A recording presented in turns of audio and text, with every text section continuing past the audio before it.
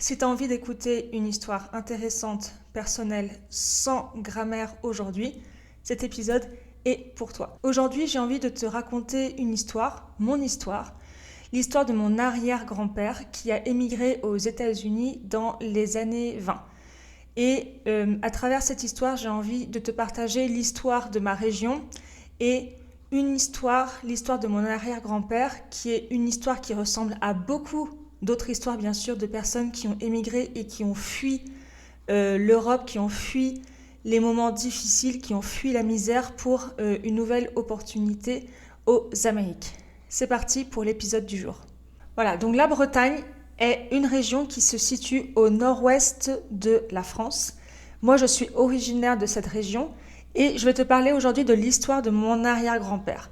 Donc, mon arrière-grand-père est né en 1910 et mon arrière-grand-père vivait dans la Bretagne, plutôt à la campagne, dans les terres. On dit ça en français, dans les terres. Et mon grand-père était originaire de cette petite ville. Donc, tu vois ici, c'est une région qui est plus dans les terres. Là, c'est la côte atlantique. Et mon arrière-grand-père vivait dans cette région.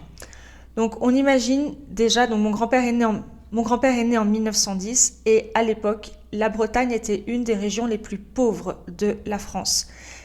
C'était très agricole, pas du tout industrialisé et il y avait beaucoup de misère, beaucoup de pauvreté.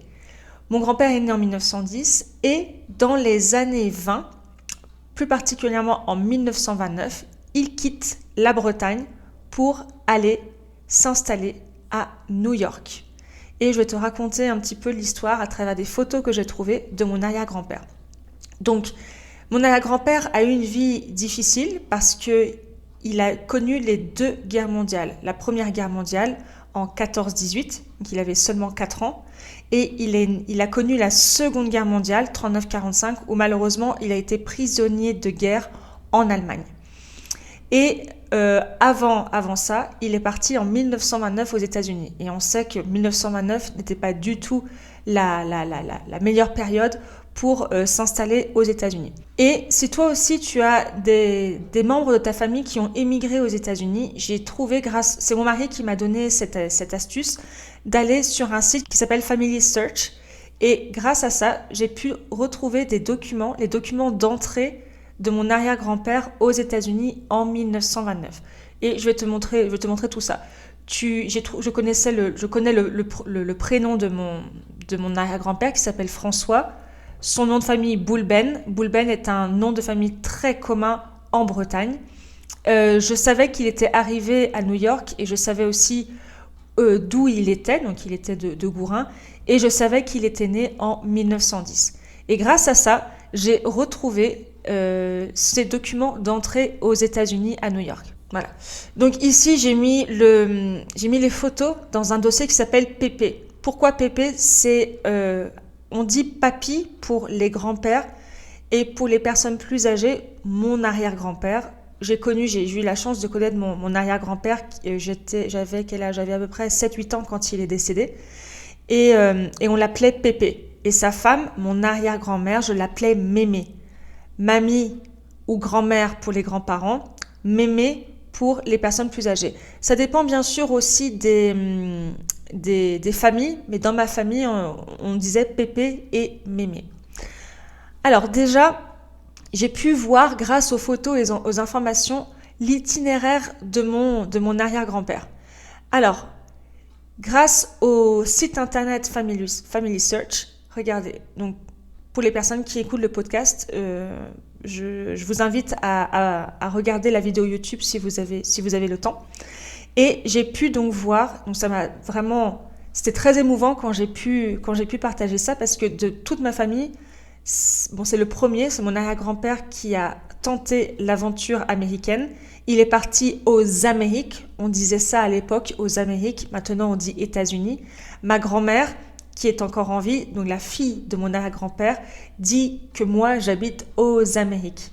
Mais c'est très très vieux, c'est très ancien, on ne dit plus ça maintenant. Et j'ai pu trouver, donc déjà j'ai vu sur quel bateau il est parti. Mon arrière-grand-père est parti sur le bateau Île-de-France et il est parti du Havre. Le Havre est au nord de la France. Et il est arrivé il est parti le 20 février 1929. Et j'ai pu, grâce au site internet Family Research, j'ai pu retrouver les informations de mon grand-père. Donc mon arrière-grand-père. Et il avait 19 ans quand il est arrivé. Il était célibataire. Et il était charpentier, carpenter. Il était charpentier. Et c'est vrai, mon arrière-grand-père, toute sa vie a été charpentier. Quand il est rentré après en Bretagne, il travaillait comme charpentier indépendant. Il habitait le Sain. Le Sain, c'est une ville à côté de Gourin. Et il a fait son visa à Nantes. Nantes, qui est une ville qui n'est pas en Bretagne, mais qui est au sud de la Bretagne. Et j'ai pu, ma tante, donc la petite fille de mon arrière-grand-père, m'a partagé quelques photos. Et c'est pour ça aussi que j'ai pu vérifier que les informations étaient correctes, parce que ici, à Nantes, il a fait, voilà la photo de son visa, et il est parti de Nantes le 17 janvier. Le 17 janvier 1929, il est arrivé en bateau et il est arrivé donc à New York le 20 février. Donc un mois et 3 jours en bateau. Donc voilà son visa quand il est arrivé aux États-Unis, et il a été fait à Nantes. Et sur la deuxième, donc c'est la ligne 11, sur la deuxième page pour l'entrée à New York de mon arrière-grand-père, j'ai pu voir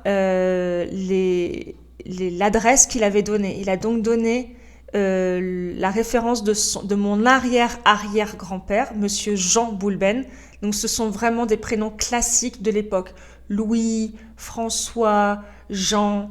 Vraiment, là, par exemple, au-dessus, on voit Pierre, etc. Ce sont vraiment des prénoms très, très communs à l'époque. Des prénoms classiques français. Et on voit ici les références de mon arrière-grand-père qui habitait aussi à Le Sain.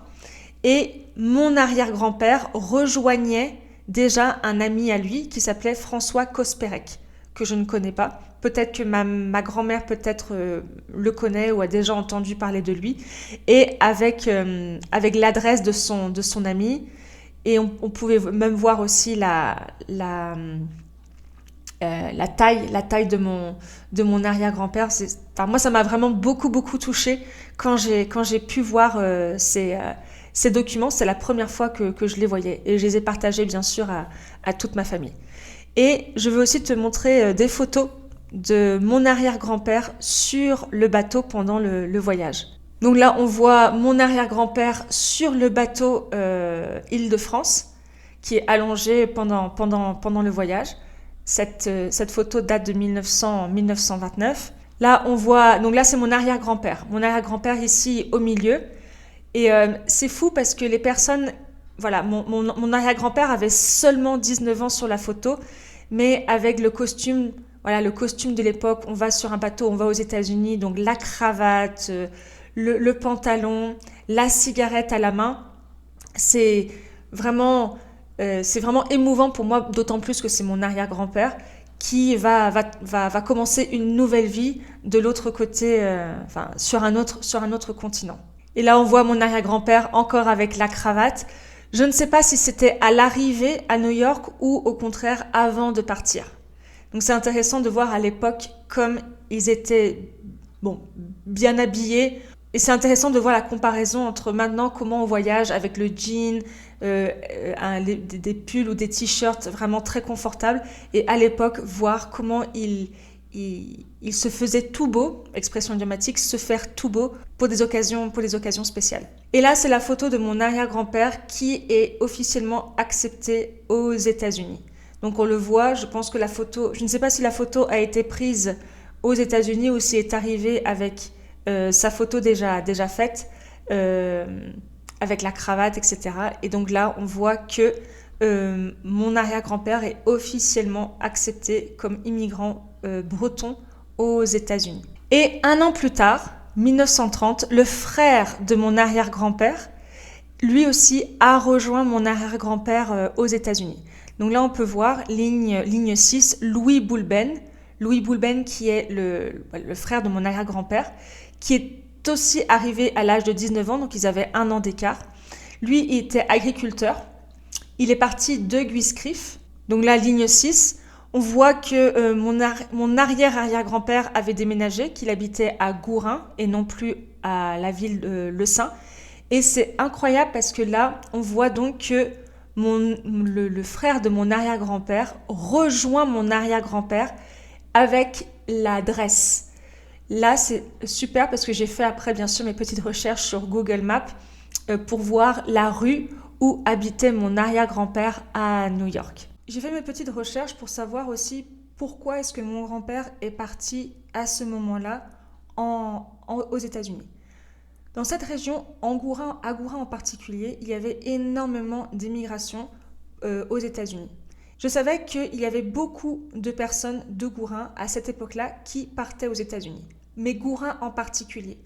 Pourquoi ? J'ai fait mes petites recherches et je vais vous expliquer l'histoire de la personne, du Breton, qui a initié 115 000 immigrations aux États-Unis. Alors ce monsieur s'appelle Nicolas Legrand.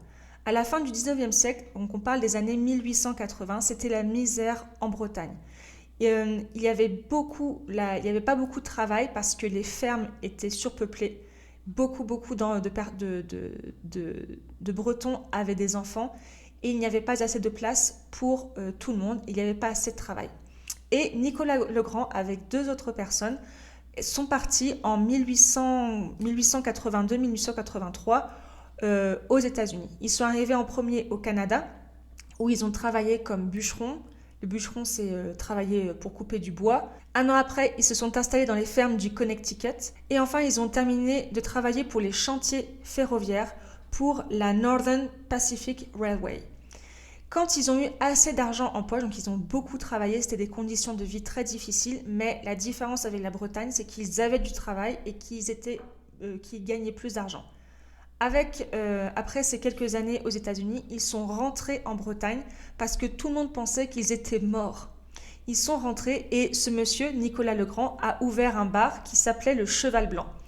Et ce monsieur qui servait au bar racontait toutes ses aventures, minimisait bien sûr aussi les difficultés qu'il a rencontrées. Et quelques années plus tard, il est parti avec 12 autres Bretons.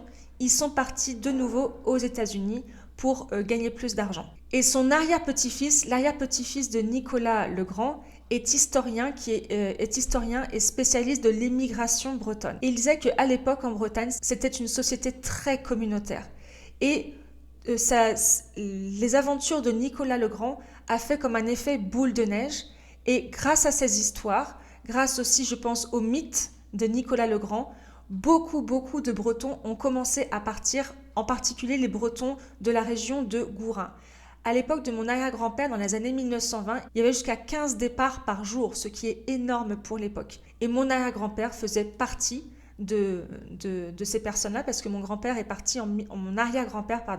parti en 1929. Et il y avait tellement de Bretons, en particulier de Gourin, qui partaient que les autorités bretonnes, ils ont essayé de freiner cette immigration en ne donnant pas les papiers pour que les gens puissent partir aux États-Unis. C'était une immigration, par contre, c'était une immigration temporaire. Les Bretons partaient, en particulier, voilà, là je parle vraiment de l'immigration de Gourin, ils partaient pour quelques années, maximum 15 ans, pour pouvoir économiser de l'argent et revenir en Bretagne pour avoir plus d'argent et avoir de l'argent de côté pour reconstruire une meilleure vie en Bretagne.